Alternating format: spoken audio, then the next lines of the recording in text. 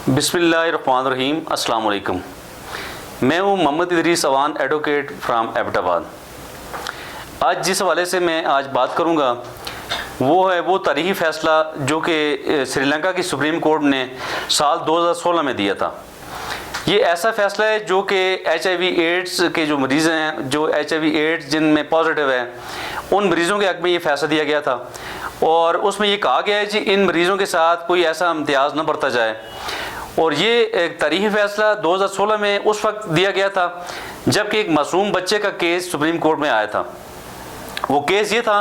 कि एक 5 साल बच्चा जिसे HIV पॉजिटिव था, उस बच्चे को जब स्कूल लेके जाया गया दाखिले के लिए, तो वहाँ पे स्कूल की इंतज़ामिया ने उस बच्चे को दाखिला देने से इनकार कर दिया था। और उस ज़्यादती की बिना पे, उस जुल्म की बिना पे, उस इम्तियाज़ी सलूक की बिना पे उस बच्चे का मुकदमा जब कोर्ट्स में गया, तो जब सुप्रीम कोर्ट ऑफ श्रीलंका में वो मुकदमा समाअत हो रहा था, तो वहाँ पे कोर्ट ने ये होल्ड किया कि कोई भी इस फैसले में, यानी पूरा डिटेल फैसला दिया गया, उसमें ये कहा गया कि जी कोई भी शख्स श्रीलंका में, उस मुल्क में कोई भी शहरी अगर किसी को भी HIV पॉजिटिव आ जाता है, कोई भी पेशेंट या ख्वाह बच्चा हो, औरत हो या कोई भी बड़ी उम्र का मर्द हो,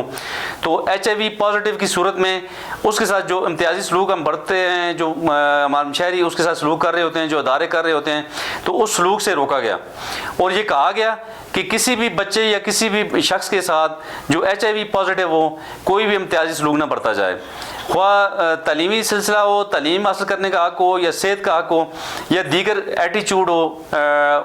उन लोगों का जो उस बच्चे के साथ जिनका ताल्लुक़ है, या जो बच्चा जहाँ पे, या वो शख्स, वो मुतासर शख्स जहाँ पे भी वो मूव कर रहा है स्टेट के अंदर, तो उसके साथ यानी कि एक मरीज़ होने की वजह से, HIV पॉजिटिव होने की वजह से उसको यानी कि इम्तियाज़ी सलूक का निशाना न बनाया जाए। तो ये बहुत ही एक अच्छा फ़ैसला था और इस फैसले को यूनाइटेड नेशन ने बहुत ज़्यादा सराहा,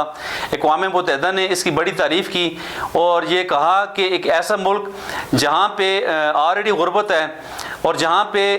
HIV पॉजिटिव होने के अलावा भी आम लोग जो हैं, जो सेहतमंद लोग हैं, जो गरीब शहरी हैं, जो अपने काम के लिए, जिनके साथ तालीम के हवाले से इम्तियाज़ी सलूक बरता जाता है, जिनके साथ सेहत के हवाले से या किसी भी सर्विसेज के हवाले से,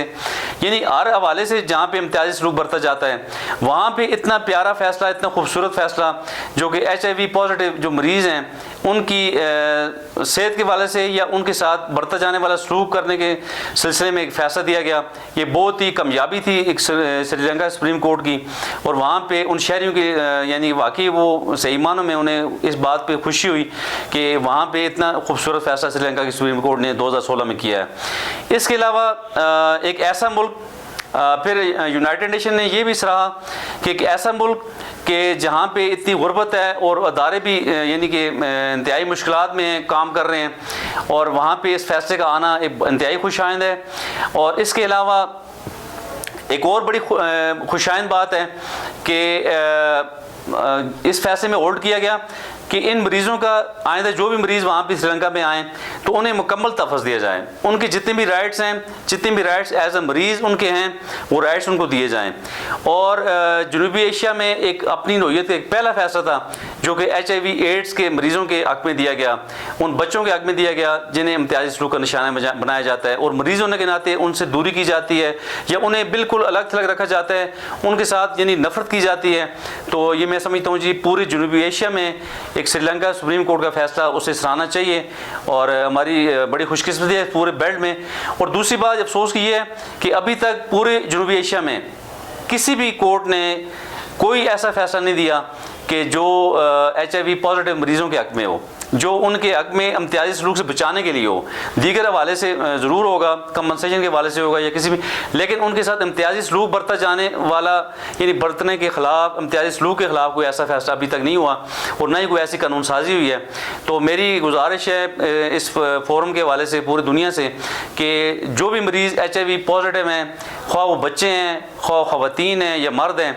उनके साथ इम्तियाज़ी सलूक न बरता जाए और जितने भी उनके तहफ़्फ़ुज़ के हवाले से बीमारियाँ तो अल्लाह की ताला की तरफ से लग जाने वाली हैं, इंसान के बस में कुछ नहीं होता, लेकिन उनके साथ जो एज अ मरीज़, एज अ पेशेंट जो रवैया हमारा है, हम लोगों का है, उसके हवाले से कानून साजी होनी चाहिए और उन्हें अपनी मर्ज़ के हवाले से, इलाज के हवाले से, ये जितनी भी तहफ़्फ़ुज़ात हैं, ये जितनी भी उनकी जो है उनके राइट्स हैं, उनकी प्रोटेक्शन स्टेट की ज़िम्मेदारियाँ हैं और इस पर कानून साजी होनी चाहिए पूरे वर्ल्ड में और बिलखुसूस जनूबी एशिया में, हमारे पाकिस्तान में भी। तो इसी के साथ मैं आपसे चाहूँगा इजाज़त। आपका बहुत बहुत शुक्रिया।